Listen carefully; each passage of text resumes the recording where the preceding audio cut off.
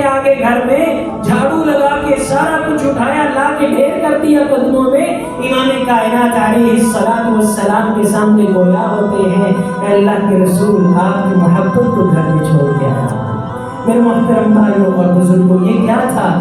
ایک طرف قافلے کی تیاری ہو رہی ہے، مسلمانوں کو ضرورت ہے، اور ایک طرف ابو بکر کے بیوی بچوں کو ضرورت ہے۔ ابو بکر صدیق رضی اللہ تعالی عنہ نے اپنی مفاد کو، اپنی مصلحت کو عام مصلحت کے اوپر اور اجتماعی مصلحت کے اوپر قربان کر دیا ہے۔ اور پھر اللہ رب العزت نے یہ کیسے اعزازات دیے، صحابہ کرام پکار اٹھے، عمر جرار جیسے کہہ اٹھے کہ ان بابا جی سے آگے ہم نہیں بڑھ سکتے، ہر کام میں آگے، ہر کام میں آگے۔ میرے محترم بھائیوں اور بزرگوں، یہ صحابہ کرام کی مثالیں آج ہمارے درمیان روز روشن کی طرح موجود ہیں۔ اس لیے اسلام کے احکامات کو ماننے کے لیے اور ان پر عمل کرنے کے لیے یہ ضروری اصول ہے کہ انسان ان مصلحتوں کا خیال کرے۔ میرے محترم بھائیوں اور بزرگوں، رسول اللہ صلی اللہ علیہ وسلم پر جو دین نازل ہوا ہے اس کو اپنانے کے لیے صحابہ کرام نے اس قدر قربانیاں دی۔ مصعب بن عمیر کو کیا پڑی تھی؟ مکہ چھوڑ کے، شہزادوں کی زندگی چھوڑ کے مدینہ کے اندر آ کے، اور جب اللہ رب العزت کے رستے پہ کٹتے ہیں اور قربان ہوتے ہیں تو ایک چادر بھی ان کے جسم کے اوپر پوری نہیں آ رہی ہے۔ مکہ کا شہزادہ، شہزادوں میں مشہور رسول اللہ صلی اللہ علیہ وسلم جن کے بارے میں کہتے ہیں مصعب سے زیادہ میں نے ناز و نعم میں پالنے والی کوئی ماں نہیں دیکھی ہے جتنا وہ مصعب سے لاڈ کیا کرتی تھی اور جتنا اس نفروں کے اندر وہ پالتی تھی۔ حضرات و حاضرین، کیا تھا؟ ایک طرف اپنی ذاتی مصلحت، ذاتی مفاد کہ زندگی سکون سے جی جائے، اور ایک طرف یہ ہے کہ رسول اللہ صلی اللہ علیہ وسلم کا نائب بن کے، خلیفہ بن کے مدینہ کے اندر جاتے ہیں اور کس قدر دعوت و تبلیغ کا میدان گرم کرتے ہیں اور ایک راہ ہموار کرتے ہیں امام کائنات کی مدینہ کی طرف ہجرت کرنے کے لیے۔ سب سے پہلے مبلغ جن کو رسول اللہ صلی اللہ علیہ وسلم نے مدینہ میں اپنی جگہ پہ مقرر فرمایا، ابھی آپ مدینہ میں نہیں تشریف لے کے گئے، وہ سیدنا مصعب بن عمیر رضی اللہ تعالی عنہ تھے۔ مدینہ کے بڑے بڑے صحابہ کرام اس شہزادے کے ہاتھ کے اوپر مسلمان ہوتے ہیں۔ اللہ اکبر، کتنا بڑا صدقہ جاریہ ہے۔ آج تک مصعب بن عمیر کو صحابہ یاد کر کے، محدثین یاد کر کے ان احادیث کو پڑھ کے رو دیا کرتے ہیں کہ عبد الرحمن بن عوف مرتے دم تک اس شہزادے کو یاد کیا کرتے تھے، کھانا بھول جاتے، رزق بھول جاتے کہ مصعب کی مجھے یاد آ رہی ہے۔ حضرات و حاضرین سوچئے، بہرحال اگلی بات کی طرف ہم بڑھتے ہیں کہ دین اسلام پہ عمل کرنے کے لیے ان احکامات کے اندر جو توازن ہے ہمیں وہ سیکھنا ہے، وہ ترجیحات، وہ اولویات کہ کسے ہم اپنائیں اور کسے چھوڑیں وہ بہت ضروری ہیں۔ میرے محترم بھائیوں اور بزرگوں، یاد رکھیے اسلام کے اندر اس چیز کا بہت خیال کیا جاتا ہے کہ اللہ تعالیٰ کبھی بھی انسان کے جسمانی شکل و صورت کو نہیں دیکھتے ہیں بلکہ اللہ تعالیٰ اس کے دل کو دیکھتے ہیں، اور اس لیے رسول اللہ صلی اللہ علیہ وسلم بھی، صحابہ کرام بھی اسی بنا کے اوپر فیصلے فرمایا کرتے تھے۔ آج ہماری ترجیحات بدلی ہیں، اس لیے قرآن پاک میں اللہ تعالیٰ نے منافقین کے بارے میں فرمایا کہ جب آپ دیکھتے ہیں اذا رأیتہم تعجبک اجسامہم، اس قدر پلے بڑے، اس قدر خوبصورت، اس قدر لباس پہننے والے، اس قدر مسلمانوں کا حلیہ اپنانے والے، پگڑی ٹوپی اور جبے کبے کے اندر اپنے آپ کو لپیٹ کے رکھنے والے، تو تعجبک اجسامہم، آپ ان کی جسمانی ساخت کو دیکھ کے بڑا ہی تعجب کرتے ہیں، آپ کو بڑے اچھے لگتے ہیں، لیکن اللہ جانتے ہیں کہ ان کے دلوں کے اندر کتنی نفرت بھری ہوئی ہے۔ میرے محترم بھائیوں اور بزرگوں، یہ منافقین کے اللہ تعالیٰ نے صفات بیان کی ہیں۔ آج ہم اخلاقی طور پہ اندر سے کھوکھلے ہو چکے ہیں، لیکن جسمانی وضاقتہ پہ ہمارا اتنا دھیان ہوتا ہے، اتنے پیسے اڑاتے ہیں، اتنی فضول خرچی ہوتی ہے۔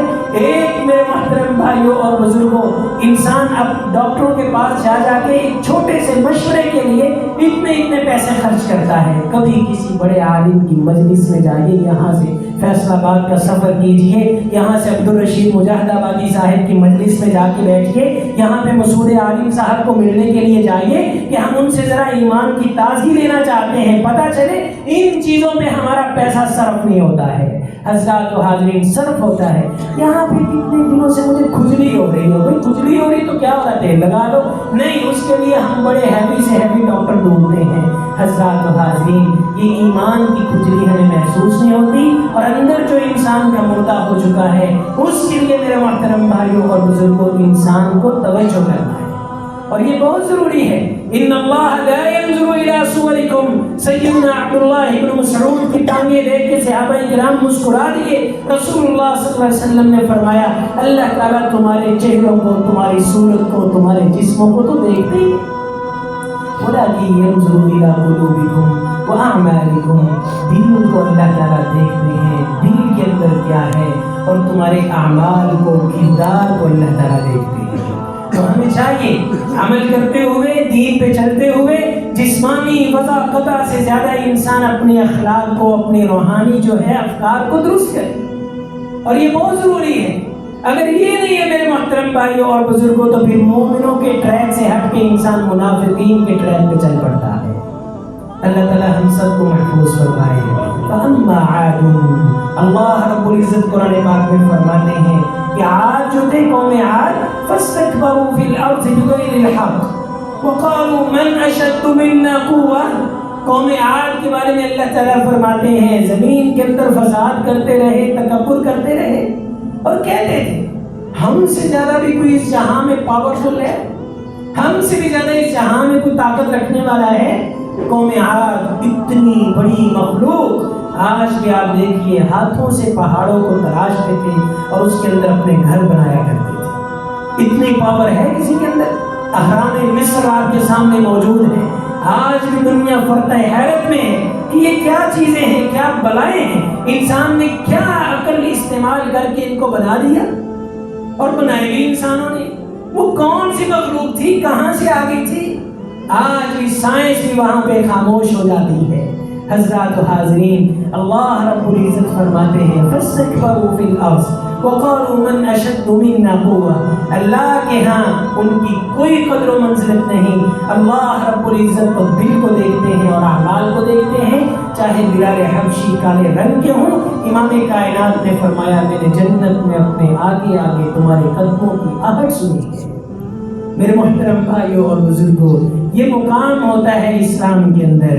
تو جب بھی عمل کرنا ہے, انسان کو اس چیز کا خاص طور پہ خیال رکھنا ہے, احکامات پہ چلتے ہوئے, دین اسلام کو مانتے ہوئے, اور دوسرے تیسرے کاموں میں انسان سب سے پہلے اپنے اخلاق کو, اپنے روحانی معاملات کو درست کرے. میرے محترم بھائیوں اور بزرگوں, اگلی بات کی طرف ہم بڑھتے ہیں.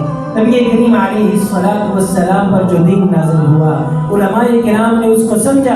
فقہاء کرام کے ہاں ایک متفقہ فیصلہ ہے, متفقہ فیصلہ درء المفاسد, کہ انسان سب سے پہلے فساد کو دور کرے, فساد کو سب سے پہلے دور کرے. مثال کے طور پہ آپ اس اصول کو ایسے سمجھیں کہ بعض دفعہ انسان کو کوئی چیز فائدہ دے رہی ہوتی ہے, لیکن اس فائدے کی حصول کے لیے پیچھے ایک بہت بڑا نقصان ہوتا ہے جو اس کا ہو رہا ہوتا ہے, یہ پوری قوم کا ہو رہا ہوتا ہے. تو ایک طرف فائدہ اور ایک طرف نقصان.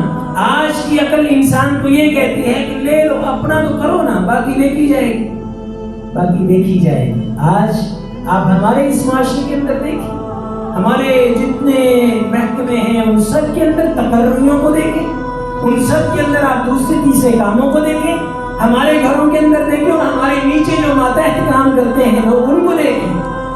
من پسند لوگوں کو انسان نوازتا ہے اور دوسروں کا ستیہ ناز ہوتا ہے. ہمیں کیا لگتا ہے, ایک غریب کا بچہ محنت کر کر کے پڑھ پڑھ کے اوپر آتا ہے, اور اوپر آ کے اتنا مایوس ہوتا ہے, یا خودکشی کرتا ہے, یا ڈگریوں کو آگ لگا دیتا ہے. کیا کرے؟ نہیں جی, سفارش چل گئی, سفارش چل گئی. یار میرے پاس سفارش نہیں تھی. میرے محترم بھائیوں اور بزرگوں, ہمارے ہاں بھی ایسا ہے. چلو یہ تو بڑے معاملات ہیں, ہم اپنے آپ کو دیکھیں کہ ہمارے پاس جب کوئی اختیار آتا ہے تو ہم کیا کرتے ہیں. قرآن پاک میں اللہ تعالیٰ فرماتے ہیں وَلَا تَسُبُّوا الَّذِينَ يَدْعُونَ مِن دُونِ اللَّهِ فَيَسُبُّوا اللَّهَ عَدْوًا بِغَيْرِ عِلْمٍ. دوسروں کے خداؤں کو برا بھلا کہنا, جیسے ہندوؤں کے سارے خدا ہی ان کے اپنے بنائے ہوئے ہیں نا, تو ان کو انسان برا بھلا کہے ان کا انسان رادس انداز میں کرے کہ ساتھ ان کو گالیاں دیتا رہے؟ ایک طرف تو فائدہ ہو سکتا ہے کہ آپ ان کی حقیقت کھو رہے ہیں، لیکن دوسری طرف نقصان یہ ہے کہ جب وہ آپ کی ویڈیو کسی ہندو کے پاس پہنچے گی تو وہ ڈائریکٹ اللہ رب العزت کی ذات کو گالیاں دے گا۔ یہ اس سے بڑا بھیانک گناہ ہے کہ آپ سبب بنے اللہ کو گالی نکلوانے کے لیے۔ لا تسبوا الذین يدعون من دون اللہ، اسی لیے اللہ تعالیٰ قرآن پاک میں فرماتے ہیں کہ تم ان لوگوں کے خداؤں کو گالیاں نہ دو جو اللہ کے علاوہ انہوں نے بنا رکھے ہیں۔ فَيَسُبُّ اللَّهَ عَدْوًا بِغَيْرِ عِلْمٍ، ایک طرف آپ کو فائدہ ہو سکتا ہے کہ دلائل کے اندر پختگی آ سکتی ہے، لیکن دوسری طرف فَيَسُبُّ اللَّهَ عَدْوًا بِغَيْرِ عِلْمٍ، وہ دشمنی کے اندر نہ جانتے ہوئے بھی اللہ کی ذات کو گالیاں دیں گے۔ اس لیے ایسا نہیں کرنا۔ دیکھیے قرآن پاک نے کتنا پیارا توازن رکھا ہے، کتنا پیارا توازن ہے دین اسلام کے اندر کہ آپ نے کیسے دین پہ چلنا ہے۔ افراط و تفریط سے دین بچاتا ہے، اس طرح انسان اس خارجی فکر سے بچتا ہے کہ ایک طرف عظیم صحابی کا قتل کر کے ان کو شہید کر کے انسان چھوٹے چھوٹے اعمال، ذکر و اذکار، قرآن پاک، تہجد وغیرہ ان پہ انحصار کر لے، اور ایک طرف امیر المؤمنین کا قتل ہے۔ بہت بڑا نقصان ہے اس قتل کا، تو دعویٰ ہی نہیں، پکا انسان جہنم میں چلا گیا۔ کیوں ہوا؟ توازن نہیں تھا زندگی میں توازن نہیں تھا جو اللہ رب العزت نے ایک میزان بنایا ہے۔ میزان یہ ہے کہ کسی مسلمان سے اختلاف ہو جائے، ہم نے پہلے بھی ذکر کیا، تو آپ اس کو احسن انداز سے ڈسکس کیجئے، نہیں مانتا تو اور بڑے کام ہیں، اور بڑے انداز ہیں، آپ انہیں سمجھائیں میرے محترم بھائیوں اور بزرگوں۔ لیکن یہ قتل کرنا اللہ اکبر، اس گناہ کے لیول کا کوئی گناہ نہیں، ہمیشہ انسان جہنم میں۔ تو میرے محترم بھائیوں اور بزرگوں، سوچئے رسول اللہ صلی اللہ علیہ وسلم نے کس خوبصورتی کے ساتھ صحابہ کرام کی تربیت فرمائی۔ ایک دفعہ امی عائشہ رضی اللہ تعالی عنہا کے پاس تشریف فرما تھی، اور آپ صلی اللہ علیہ وسلم نے فرمایا، عائشہ میرا دل کرتا ہے لولا ان قومک حدیث عہد بکفر، اگر آپ کی قوم کا یہ زمانہ دین اسلام میں نیا نہ ہوتا، یعنی نئے کفر کو چھوڑ کے دین کے اندر آئے ہیں، اگر یہ نہ ہوتا تو میرا دل کرتا ہے۔ ایک طرف آپ فائدہ دیکھیے کتنا بڑا، آج لوگ جاتے ہیں بیت اللہ کے دعا میں، کوئی نماز پڑھی سی ہے 3 دن میں تو نہیں پڑھ سکتا، رش بڑا تھا، اچھا میں تو گلیاں پڑھیاں سے، انسان کس انداز سے بتاتا ہے۔ اور پھر جس کے لیے بیت اللہ کا دروازہ کھول دیا جائے وہ تو اپنے آپ کو ایسا ماشاءاللہ سمجھتا ہے، ظاہری بات ہے یہ اعزاز ہے، وہ اس کو اعزاز کے ساتھ بتاتا ہے کہ میرے لیے دروازہ کھولا گیا اور میں نے وہاں پہ جا کے 2 نفل رکعت پڑھی، بہت اچھا۔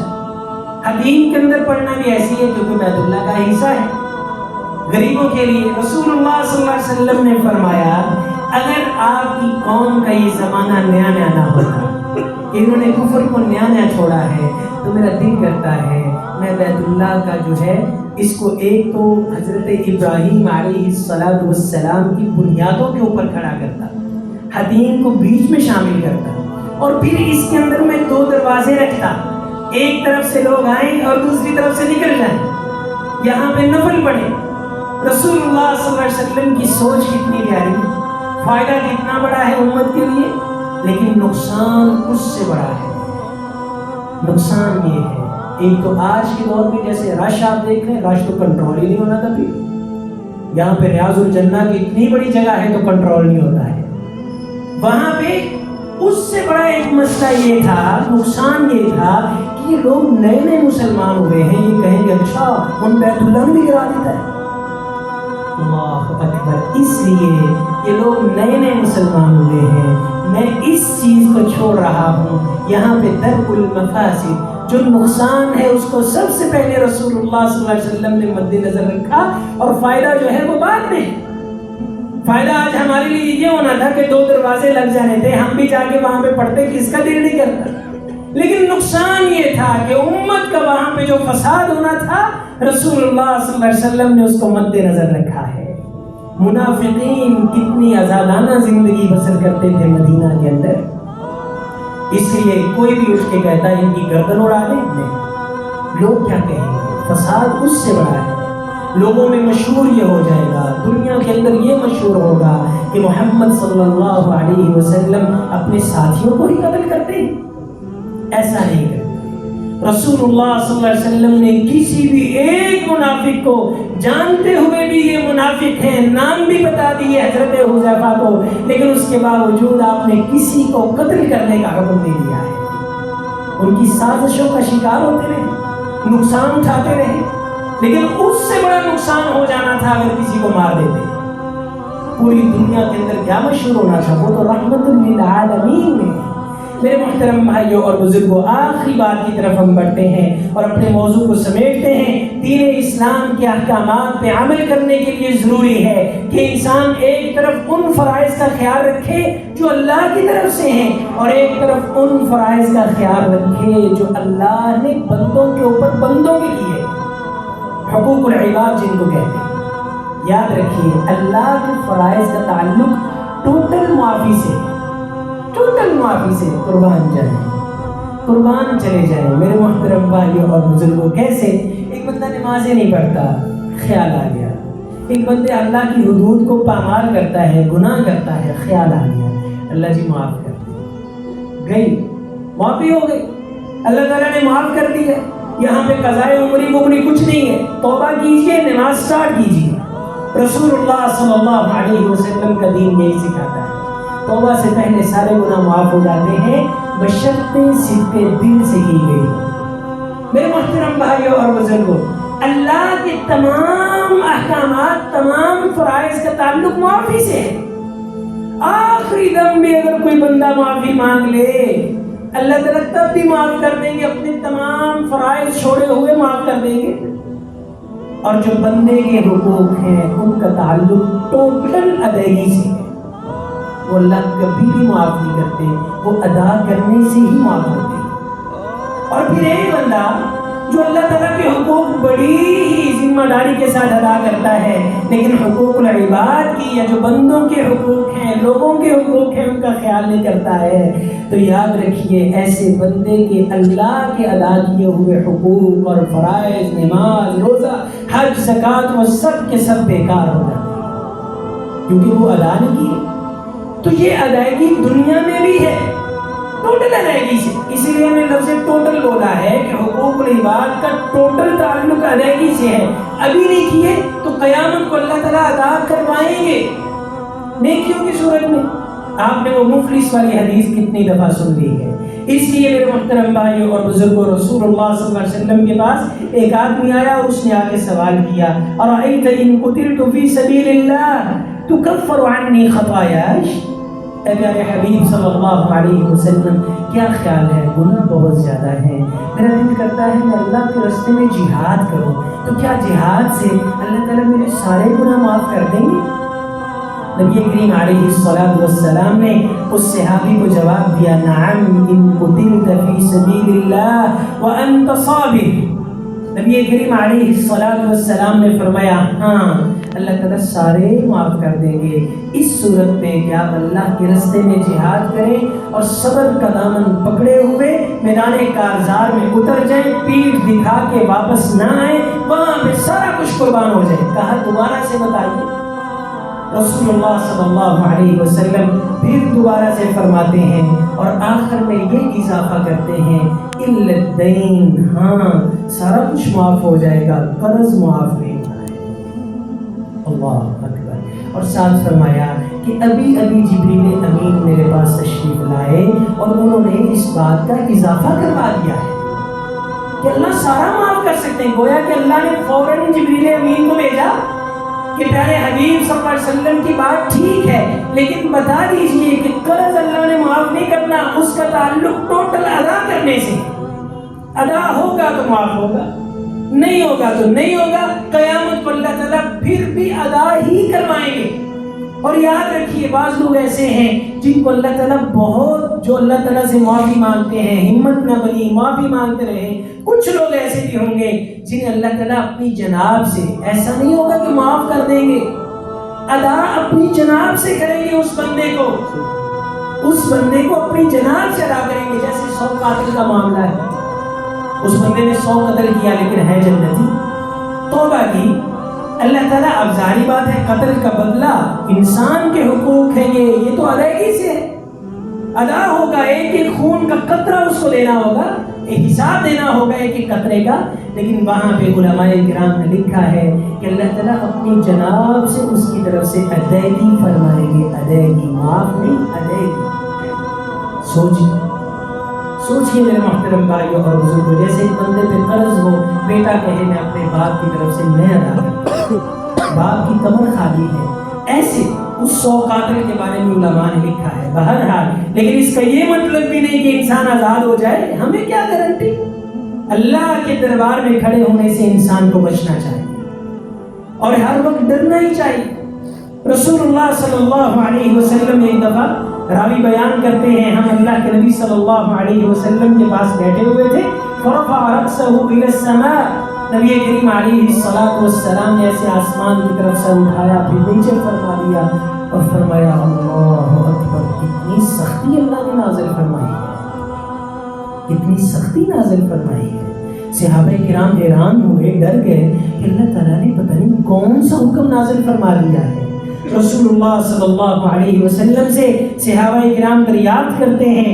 امام کائنات علیہ السلام فرماتے ہیں والذی نفسی بیدی لو ان رجلا قتل فی سبیل اللہ ثم احیا ثم قتل ثم احیا ثم قتل، اللہ کی قسم جس کے ہاتھ میں میری جان ہے، ابھی یہ نازل ہوا ہے کہ اگر کوئی بندہ اللہ کے رستے میں شہید ہو جائے، جہاد کرے شہید ہو جائے، پھر اسے زندگی دی جائے، پھر شہید ہو جائے، پھر زندگی دی جائے، پھر شہید ہو جائے، اللہ تعالیٰ اس کے سارے گناہ معاف کر دیں گے سوائے اس خیانت کے جو اللہ کے رستے میں کی ہے، یا اس قرض کے، اس حق کے جو اس نے کسی کا ادا ہے. سوچیے، بہت لائٹ لیتے ہیں ہم ان چیزوں کو. ہمارے یہاں کاروبار ہے ہی اگلے دن پیسے ڈھلے لاؤ مارو بس ٹھیک ہے. یہ کاروبار کے اصول ہم اپنے بچوں کو کنورٹ کرتے ہیں. آگے پیسے نہ بھی کاروبار کرتا ہے، اپنے سے بھی ایسے ہوتا ہے. ایسا نہیں ہوتا یار تیرے کو پتہ ہی نہیں، ہم اسے کہتے ہیں تیرے کو پتہ ہی نہیں. تو جن کو پتہ ہے بینک کے قرضوں کے اندر اتنے دبے ہوتے ہیں. میرے محترم بھائیوں اور بزرگوں، سوچئے کیا تو نہیں ہے یہ دنیا کی زندگی کتنی مختصر ہے. ہم کیا کر رہے ہیں؟ تھوڑا سا انسان اگر آگے دیکھیں تو انسان کو اندھیرا نظر آتا ہے، اندھیرا. تو اس لیے اللہ رب العزت سے ڈرنا چاہیے. یہ ہے وہ عدل کا پیمانہ، اور یہ ہے وہ فقہ الترجیحات، اور یہ ہے وہ فقہ الاولویات کہ دین اسلام کے اندر ان چیزوں کو سمجھنا کہ کون سی چیز انتہائی ضروری ہے اور کون سی چیز غیر اہم ہے، اور کون سی چیز پہلے ادا کرنی ہے اور کون سی انسان تھوڑی سی ڈیلے کر سکتا ہے، کس کا گناہ بہت زیادہ ہے، کس کا گناہ بہت کم ہے. میرے محترم بھائیوں اور بزرگوں، یہ ساری چیزیں انسان جب سمجھتا ہے تو اسی کو کہتے ہیں من یرید اللہ بہ خیرا یفقہہ فی الدین. جس سے اللہ تعالیٰ بھلائی کا ارادہ کرتے ہیں اسے اپنے دین کی سمجھ عطا کرتے ہیں. تو دین کی سمجھ خالصتاً یہی ہے کہ انسان ان ترتیبات کا لحاظ رکھے اور ان ترجیحات کو سمجھے اور اسی کے مطابق زندگی میں توازن قائم کرے اور زندگی کے اندر عمل کرتا رہے. وآخر دعوانا ان الحمد للہ رب العالمین.